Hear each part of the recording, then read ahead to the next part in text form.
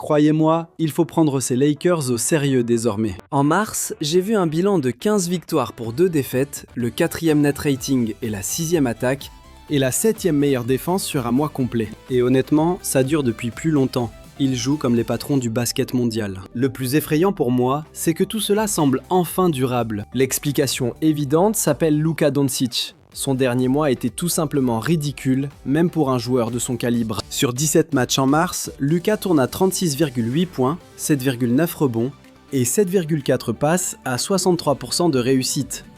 Les Lakers affichent plus 11,1 avec lui. Il termine ce mois de folie avec exactement 600 points, ce qui en fait le deuxième joueur de l'histoire après Michael Jordan à atteindre un tel sommet en mars. Et quand j'analyse ce record à l'échelle de l'histoire des Lakers, Kobe Bryant ne se classe que 3e. Son record en mars était de 578 points, un exploit réalisé lors de la mythique saison 2006. Et Luka Doncic vient de pulvériser cette marque. C'est le genre de grandeur que nous observons en direct. Je ne vous sors pas cette statistique juste pour gonfler mes arguments ou faire joli. Non, c'est l'un des mois les plus outrageusement dominants au scoring de toute l'histoire du basket, alors même que les Lakers sont en train d'affûter leurs armes pour les playoffs à venir. Si Luka Doncic a paru si terrifiant ce mois-ci, c'est grâce à son tir extérieur, avec un insolent 39% à 3 points. Et croyez-moi, quand il commence à rentrer ce tir, cela redéfinit absolument toutes les règles du jeu. Il atteint un niveau d'efficacité offensive que je trouve absolument hors de portée, pour n'importe quel autre joueur de cette ligue aujourd'hui. Même quand son adresse le fuit, son impact reste tout simplement monstrueux. Dans ce cas, la défense adverse peut encore espérer limiter les dégâts. On peut tenter de reculer, de fermer la raquette et de bloquer l'accès,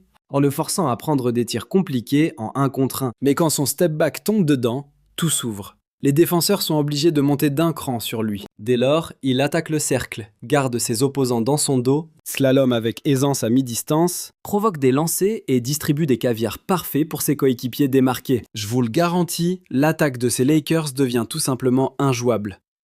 Voilà pourquoi son mois de mars est si légendaire. Ce n'est pas juste un joueur qui force des tirs impossibles avec un énorme volume. C'est un génie qui détruit le plan défensif adverse d'entrée de jeu avant même que l'action ne commence vraiment. À partir de là, vous devez tenter de contenir le créateur le plus intelligent et physique du circuit alors que vous partez déjà avec un train de retard. Voilà le calvaire absolu qu'ont vécu tous ces défenseurs durant ces 30 derniers jours. Mission impossible. Il colle 60 points à Miami à 78% d'efficacité, puis 51 points en mode entraînement contre Chicago. Et que dire de son triple-double à 30 points, assorti du panier de la gagne face à Denver.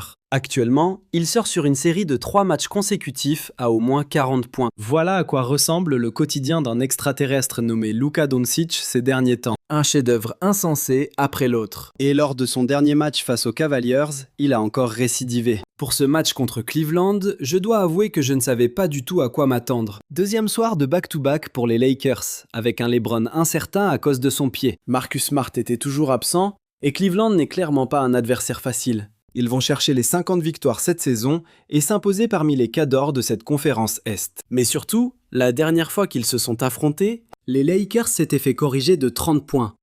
C'était donc un énorme test d'entrée de jeu. Et en début de match, j'ai tout de suite senti que ça allait poser problème. Parce que Cleveland s'imposait beaucoup trop facilement sur le terrain. Jarrett Allen en particulier faisait absolument ce qu'il voulait dans ce tout premier quart-temps. Et la défense globale des Lakers semblait beaucoup trop poreuse durant ces premières minutes de jeu. Côté attaque, par contre, le jeu a été fluide presque immédiatement. Tout simplement parce que Luka a tout de suite pris feu. LeBron a apporté de l'énergie avec de grosses actions. Mais la défense était absente dès le départ. Puis la dynamique a basculé. Exactement de la même manière que lors des gros succès des Lakers ce mois-ci. Ils ont commencé à dominer sur les détails. Ils ont limité leur perte de balles du début, ils ont provoqué des erreurs adverses et se sont arrachés sur les rebonds offensifs. Un point crucial dont on débattait pendant le match. Car même quand l'adresse extérieure n'était pas idéale, ce travail de l'ombre les maintenait à flot et les poussait vers l'avant. Puis, dès l'entame du deuxième quart-temps, les Lakers ont vraiment pris le contrôle absolu de la rencontre. Ils ont limité Cleveland à seulement 19 points sur cette période, se construisant un bel écart, et à partir de là, le match a définitivement basculé. C'est ce qui rend cette victoire si impressionnante à mes yeux. Car Cleveland est bien trop solide pour que vous puissiez l'emporter uniquement par chance. Si vous voulez terrasser une telle équipe, surtout lors d'un deuxième match consécutif, vous devez aller sur le terrain et leur arracher la victoire avec autorité. Et selon moi, c'est exactement ce que les Lakers ont fait. LeBron n'a pas eu à tout porter. Il a pourtant sorti un match énorme.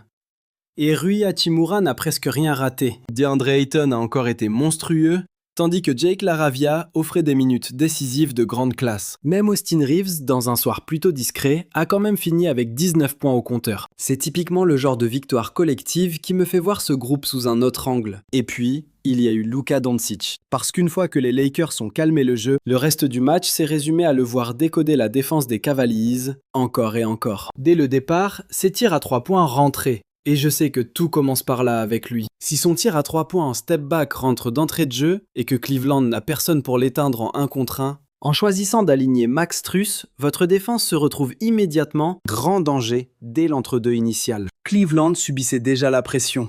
Et dès que Luka a commencé à découper cette défense individuelle, leur prouvant que leur plan était inutile, toute la dynamique du match s'est articulée autour de ce problème. C'est un aspect du jeu que les observateurs oublient parfois avec lui. Quand Luka commence le match en mode agressif, il ne cherche pas juste à scorer pour ses stats. Il tâte le terrain pour jauger le match. Il évalue s'il est dans un grand soir, regarde ce que la défense lui propose, repère où se situent les aides défensives, et calcule la vitesse à laquelle il va forcer l'adversaire à avouer qu'il n'a aucune solution. Et dès qu'il impose ce constat, toute la dynamique commence à basculer. Et c'est exactement ce que j'ai vu durant ce match. Ces tirs à 3 points en step back rentraient d'entrée. Et les Cavaliers se sont focalisés sur une chose: lui compliquer la vie au scoring. Alors Luka a commencé à les découper grâce à ses passes. Je l'ai vu servir Jackson Hayes en tête de raquette avant de refaire le coup avec DeAndre Ayton. Il transformait la peur qu'il inspirait au scoring en panier facile pour tous ses coéquipiers. C'est ce qui m'a donné cette impression de contrôle absolu. Parce que Cleveland ne faisait que subir ses moindres choix, au lieu de réussir à lui dicter leur propre rythme. En fin de match, complètement asphyxiés par sa vision de jeu, ils ont tenté en vain de réajuster leur système défensif de l'autre côté. Les Cavaliers ont donc commencé à passer sous des écrans, espérant ainsi bloquer l'accès aux joueurs qui coupaient au panier. Mais dès qu'ils ont fait ça, Luka a immédiatement repris son festival à 3 points pour plier définitivement cette rencontre. Voilà pourquoi ces 39% à 3 points en mars sont si cruciaux. Je viens de le voir se concrétiser en direct face à un adversaire de taille. Et c'est là que ces 42 points, de même que ces 12 passes sans aucune perte de balle, deviennent terrifiants. Ce n'était pas juste un coup de chaud. Il a littéralement décodé le jeu. Pour moi, ce match contre Cleveland prouve tout. Car Luka ne s'est pas contenté de traîner une équipe bancale vers la victoire. Les Lakers se sont totalement verrouillés en défense de leur côté du parquet, gérant les détails clés avant que Luka ne vienne achever le travail en attaque. C'est précisément le changement chez les Lakers actuellement. Ils ne jouent pas seulement mieux. Leur jeu est devenu cohérent, et Luka Doncic s'est imposé comme le moteur du collectif. LeBron a accepté un rôle plus sobre, ce qui rend la circulation de balles fluide. De plus, la défense s'est resserrée, offrant enfin une base solide pour soutenir leur génie offensif. Je sens que ce groupe ne gagne plus uniquement grâce à son talent pur. Au contraire, je vois une équipe qui possède une véritable identité et qui sait parfaitement arracher les victoires cruciales. LeBron joue bien sûr un rôle immense là-dedans. Souvenez-vous, en début de saison, j'avais l'impression que leur attaque devait constamment passer par lui pour espérer fonctionner. Mais aujourd'hui, tout a changé. Luka déforme complètement les défenses adverses.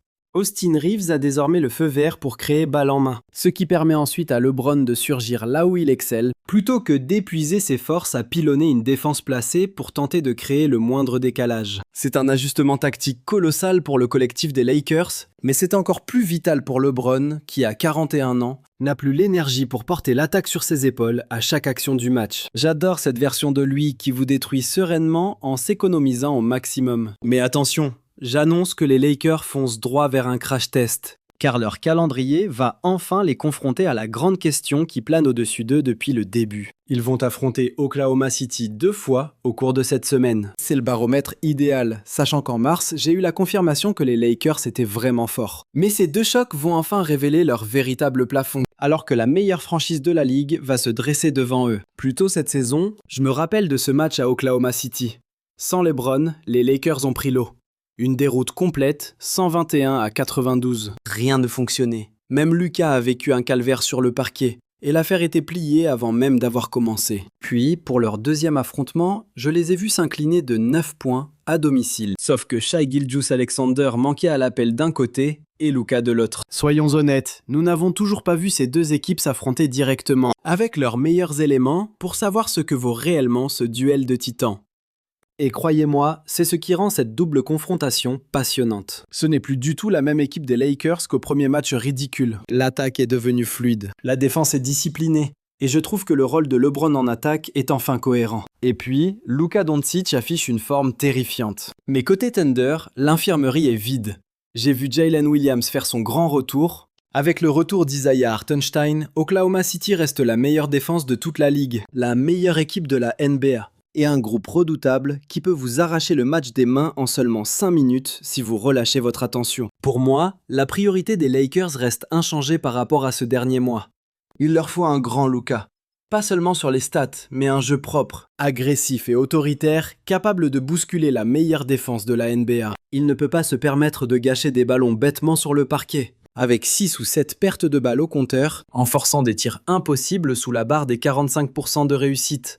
Ce n'est pas comme ça qu'ils battront le Thunder. Je veux voir face au Thunder le Luka impérial de ces dernières semaines, rien de moins. Tout peut s'effondrer s'il vous étouffe et provoque des pertes de balles. C'est là que réside la clé. On peut imaginer plusieurs schémas tactiques pour que les Lakers repartent avec la victoire ce soir. Mais aucun plan ne tiendra si le Thunder vous détruit en transition à cause de ballons perdus stupides. C'est un test ultime pour Luka et Austin Reeves, je vais analyser ça de très près. Sauront-ils garder leur calme olympien ? Ce collectif gardera-t-il sa structure ? Et pourront-ils éviter de paniquer sous l'immense pression défensive imposée par Oklahoma City ? Et puis, regardons l'autre côté de l'équation, à savoir l'incontournable Shai Gilgeous-Alexander. C'est lui le vrai casse-tête du match. Le Thunder possède littéralement le meilleur système offensif en isolation de fin de match en NBA. Dans le Money Time, il s'impose souvent tant Shai survole les débats. Mais attention, les Lakers affichent le meilleur bilan de la NBA en fin de match cette saison. Si la décision se joue sur le fil, la bataille s'annonce légendaire entre le patron du Money Time et la meilleure équipe dans le clutch. Pour être honnête, je n'ai absolument aucune idée de qui sortira vainqueur de ce duel. Si les Lakers prennent un match sur 2, ce serait déjà une énorme performance. Même 2 défaites m'apprendraient des choses, si l'intensité tactique était au rendez-vous, si l'ardoise des coachs était cohérente, et si on pouvait déceler un plan de jeu solide et transposable pour les playoffs. En revanche, s'ils se font asphyxier et multiplient les balles perdues et finissent totalement dépassés, mon analyse sera bien différente. Ce sera sûrement le moment de fixer un plafond à ces Lakers, car pour espérer remporter les finales NBA, il va falloir terrasser cette équipe pour passer. Et si vous voulez prendre de la hauteur sur tout ça, je viens de sortir un débrief complet de tout ce qu'il faut savoir avant le coup d'envoi des playoffs NBA. Cliquez juste ici pour visionner cette vidéo en intégralité dès maintenant.